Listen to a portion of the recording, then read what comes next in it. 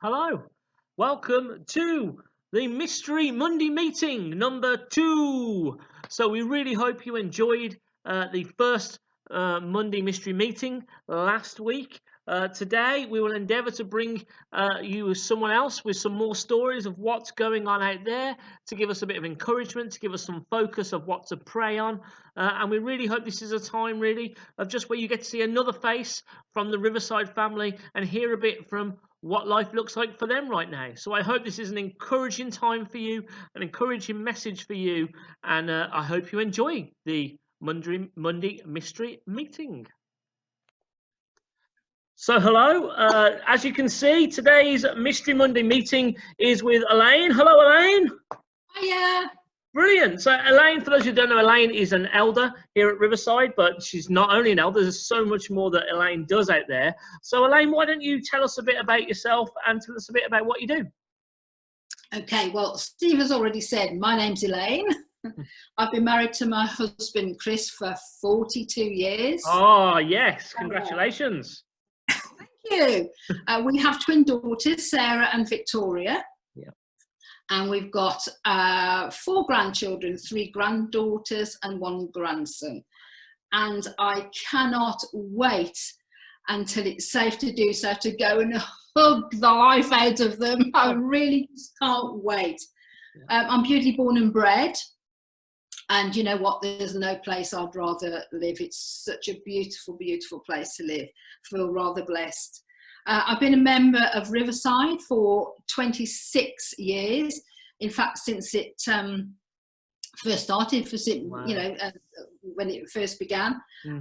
And you know what? I'm really thankful to God for what He has done, He is doing, and He's going to, both in myself and in Riverside. I'm really grateful for that. Wow. So yeah. Do you want to share a bit? I'm just curious more than anything. What's God doing in you at the moment then?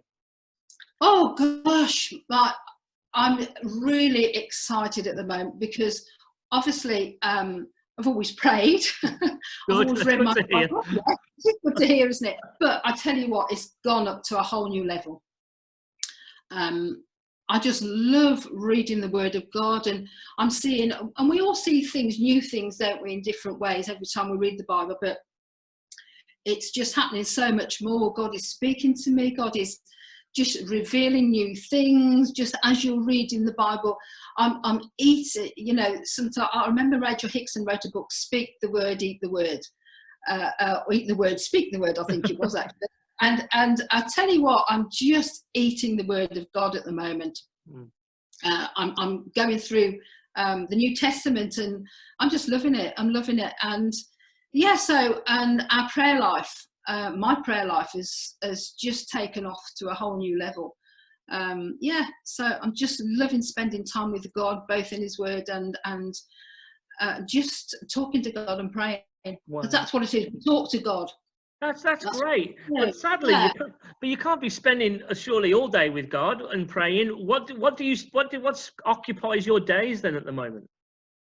Well, okay, I go to work, and what happens? I've worked for Royal Mail now for 34 years. Wow. Yeah, I had 2 jobs before that. When I first left school, I was 17. I worked. It was a place called Blackheath Glassworks in Bewdley. I do not know why it was called Black. And I wanted to work in an office. I remember I knocked on the door and just asked if they got any jobs, and funny enough, they had. So that's where I started. Sat in an office overlooking beautiful gardens until I passed my driving test, and then I thought, oh, it's time to move on. And then I got a job Kidderminster. In Kidderminster, it was a car dealership, and I worked part reception, part office, until I had the girls. And then after they went to school, I decided it was time to go back to it, but just part-time. Yeah. And so I applied with Royal Mail, and I got the job. So 34 years later. Wow. And the funny thing is, I was only going to work there temporary, but 34 years later, I'm still there. Wow. I remember I'm only going there temporary.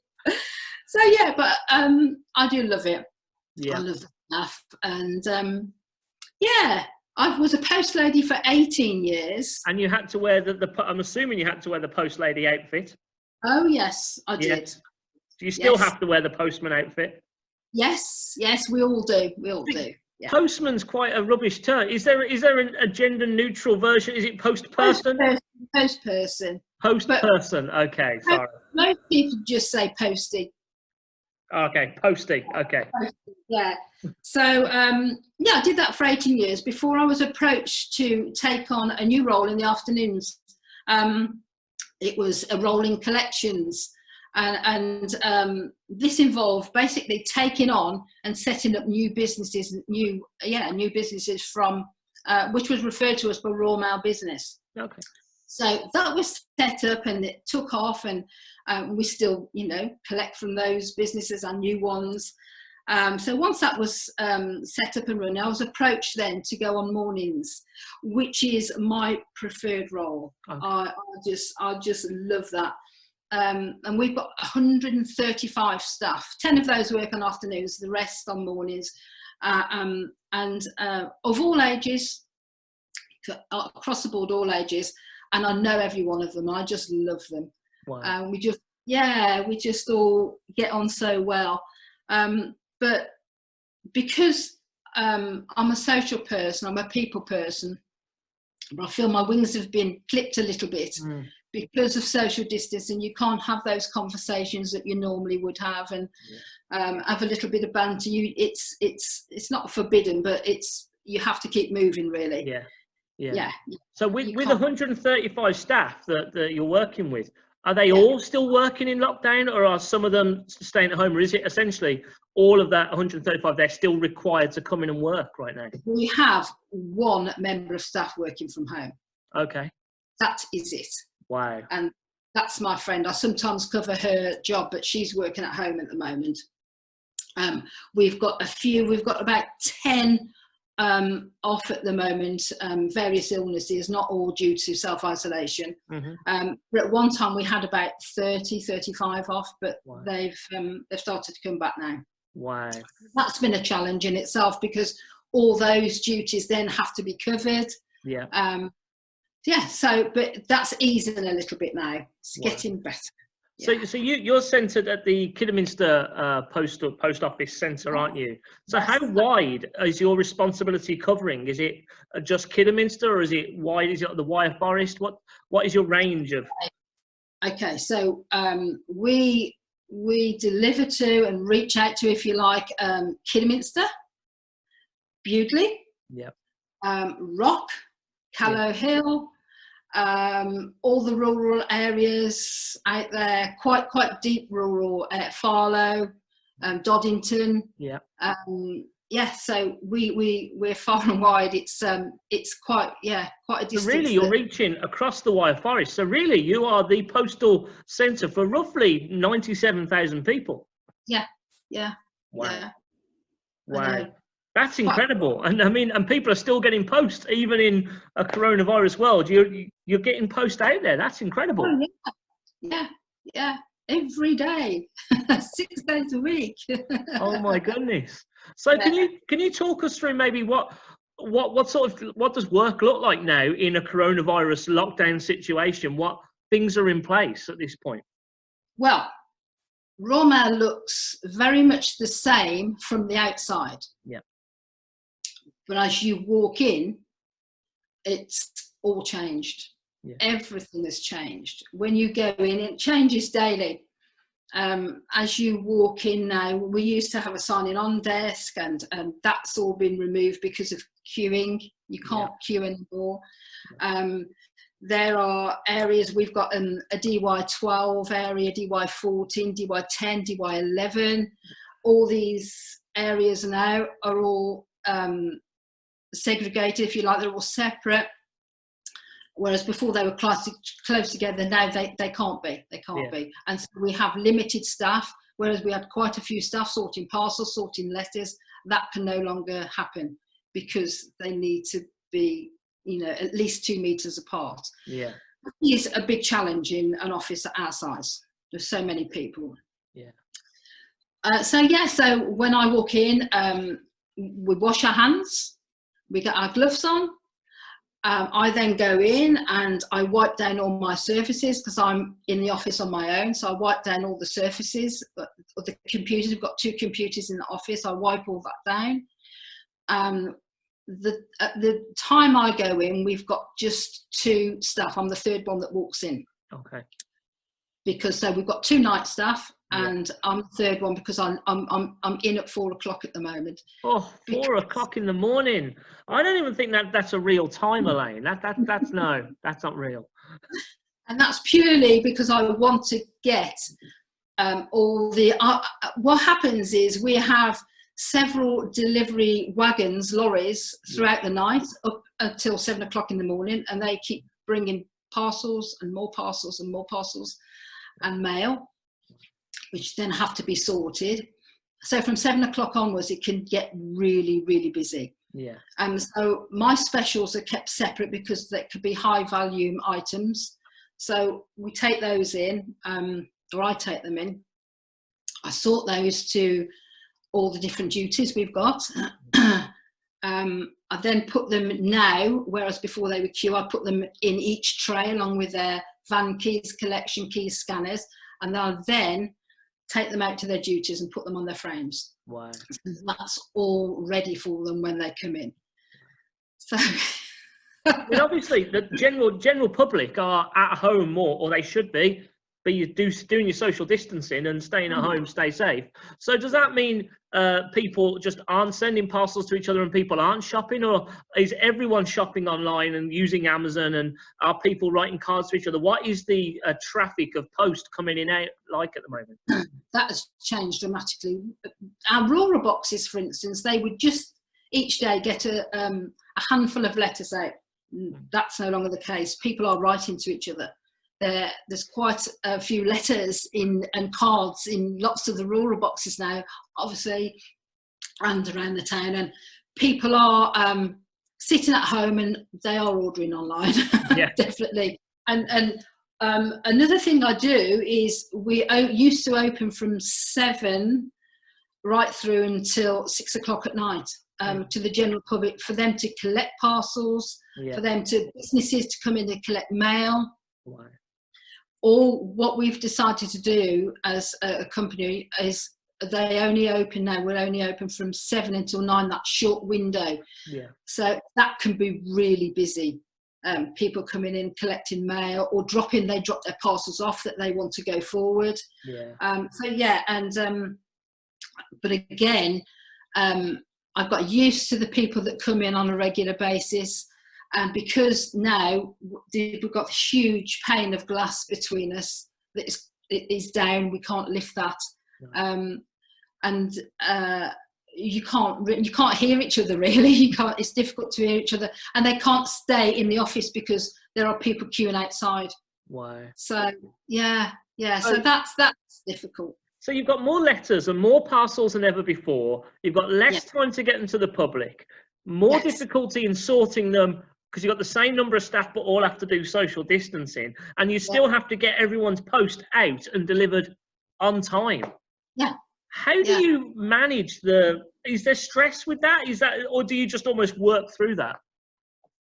It can become quite stressful, but you know what? Our posters, they're just taking it in their stride, and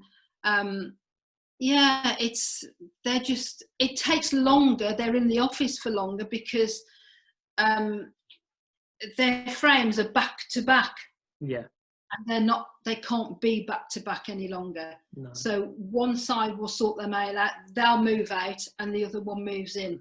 Wow. That's what's happening at the moment. So everything slows down as well. You've got more post, but everything takes now almost double the time to do, and you still have to get it out on time. Yeah. Wow. I know. So it's everything at the moment. There is a challenge, and things can get quite anxious and sometimes fearful. You know, we've had 3 members of staff off that have been off for quite a while, very poorly. Thankfully, they're now recovering. and hopefully in a couple of weeks they'll be back. But when it's close to home, it does make you feel quite fearful and anxious, and that's when you look to God, and you know, you begin to pray. And my favourite, I think Claire read this out yesterday or mentioned it. My favourite verse in the Bible, or one of my favourite verses, is Philippians 4:6. And it says, "Do not be anxious about anything, but in everything by prayer and petition with thanksgiving, present your requests to God, and the peace of God, which transcends all understanding, will guard your hearts and your minds in Christ Jesus." Yeah. And so, you know what, when I begin to feel anxious and a bit fearful, I just take 2 minutes. I say, "Lord, will you help me?" And I have to trust He'll replace that anxiety with peace. Wow. You just have to get on with it. And yeah. So I used to go into the aisles and say, "Please, can you move back?" But I don't have to do that anymore, because I'm in earlier to do that. and I mean, you've said there that you pray those verses in your day when you feel anxious. Do you experience, or have you experienced God breaking into your workplace or into your day at any point? Well, I look. I just want to give, for instance, which is Riverside donated 135 Easter eggs for each member of our staff. Yeah, it was great. To say a big thank you for all they're doing in these challenging times, and that a lot knew I was a Christian, but now everyone does, and so that's given me a real opening, really, to just share my faith. And over the years, God's given me some amazing opportunities to share my faith. One guy, you know, he marriage difficulties, won't go into too much detail, but we got to talk and to share, and he now goes to a church. Yeah, I know. He goes to a church where he lives in Kidderminster. Right. So, and there have been different instances where I've been able to help and to talk, you know, speak into the situation for their lives and say, "Look, I'm praying for you." And lots of people now come and share with me and talk to me. And so. Wow. Yeah. And you talk about that anxiety there, and you talked a bit about, you know, having the peace of God replace that.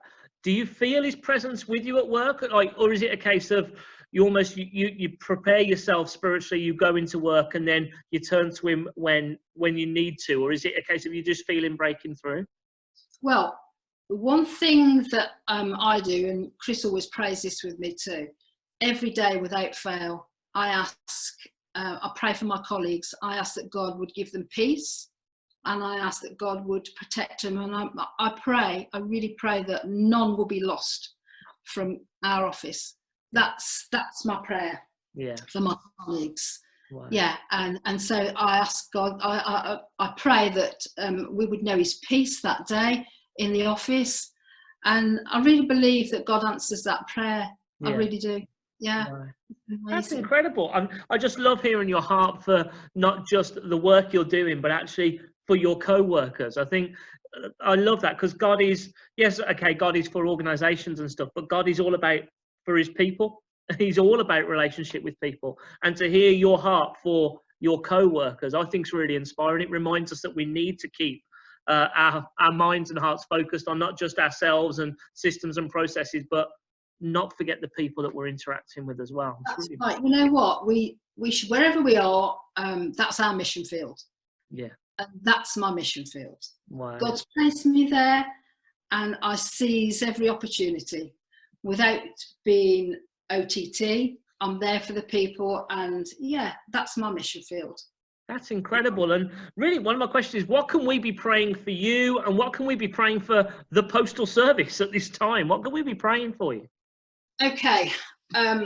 Obviously, you've heard what I pray for, and I would love you to, and everyone listening, to join with me praying for the peace and protection of Royal Mail staff. We've also now, as the tests have begun for the NH staff, and this is only for NH staff at the moment, we've got dedicated post boxes. And so we send out the tests to them, we take them out, they take the tests and then they go and post them in designated post box. We then collect them, and they have to go to then our mail centre, which is Wolverhampton, and they get them to the testing centre so they can be tested. Wow. So just pray that for our staff, that they're protected, and the testing kits get to their destination safely, so they can, you know, then be tested, and hopefully staff can get back to work. And yeah, so wow, that'd be an honour to pray for that. I mean, I guess I hadn't even thought of the fact that those testing kits go through the postal service. I hadn't even clocked that. So that'll be a real privilege to be praying for that protection over you all at this time. That's incredible. Yeah. And is there anything practically we can be doing either for yourself or just for our postie? What can we be doing to say thanks? Because we all have a postie. Doesn't matter where we live. We've all got one. What can we do? Just to say thank you for all you're doing. We really appreciate what you're doing. I mean, the other day, I took some chocolate out and a card and gave it to our refuge men. You know, the bin men that I thought I wanted to show my appreciation. Now, I'm not suggesting everyone gives chocolate and cards, but just say a thank you. And to say, look, we appreciate all you're doing. Yeah. And they would be so, so grateful. Well, I'm sure that we can do that. And please, I want to encourage you, if you're watching this, say thank you to your postie. They're working harder than ever before. And actually, I've not seen any difference in my postal service at my house. And I'm so thankful for it, that actually the postal service keeps us all moving along. So I want to thank you. I want to thank you, Elaine, just for talking to us and just opening our eyes a bit to the fact that postal services keep going even in a lockdown situation, and you're keeping the country moving forward. So thank you so much for being part of the solution in such a different and difficult time. So thank you. Please hear our appreciation. Thank you. I know that we'll be praying for you. So thank you for joining us, and I'm going to clock off recording, but we can keep talking after I've been recording. But just have a great week. Thank you for tuning in, and we'll speak to you soon.